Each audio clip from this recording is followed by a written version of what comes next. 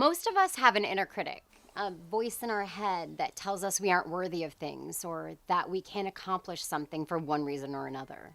This voice isn't usually our own. It's created by the voices we hear when we are in the formative years of our childhood. Listen, I can tell you exactly what my inner critic sounds like. It's the voice of my grandmother, a woman who not only lived through the Depression, she kicked polio's ass while doing it. Now, if you think my grandmother grew up to be a pearl-donning, cardigan-wearing, lady-who-lunches kind of woman, you'd be dead wrong.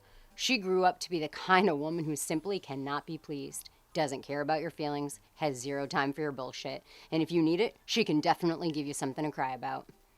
The way we are viewed growing up and the attitudes directed toward us shape how we see ourselves and can morph into your own inner critic. And that hostile and judgmental voice can become loud and paralyzing if we let it.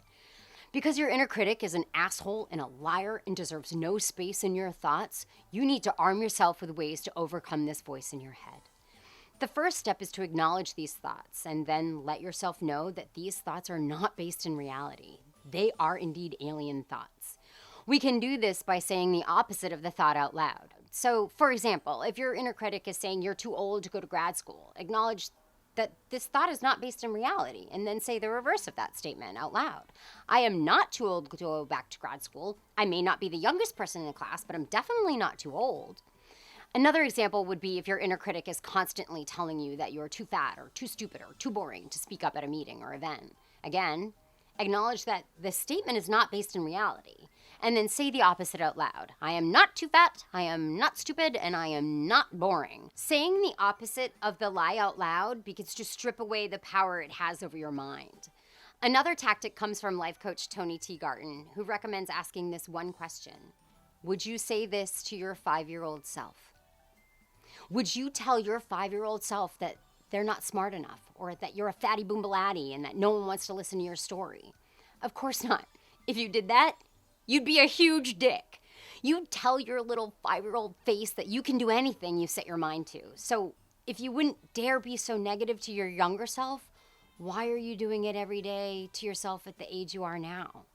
Doesn't seem helpful, does it? And lastly, maybe, just maybe, you need to learn to be nice to yourself. We are always going to be our own worst critic, but we don't have to let that rule our minds every single day. Quote of the day.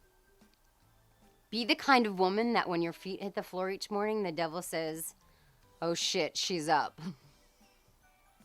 Oh, that quote. Lie out loud begins just, I screwed up already. Sorry. You can do anything and set your, okay. Oh shit, she's up. I love that quote. Who's that quote by? I don't know.